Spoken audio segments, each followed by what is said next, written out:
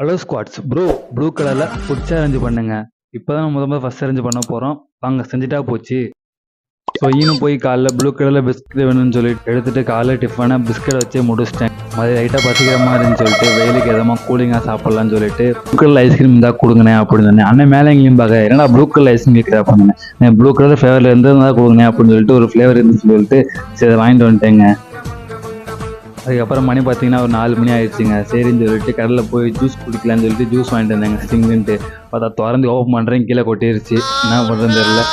சரி வாங்கிட்டு வாங்கியாச்சு. சரி கொஞ்சமாச்சு இருக்குன்னு சொல்லி குடிச்சிருவோமே அப்படின்னு சொல்லிட்டு அதையும் குடிச்சு வயிறு கொஞ்சம் ஃபுல்லாகிடுச்சுங்க.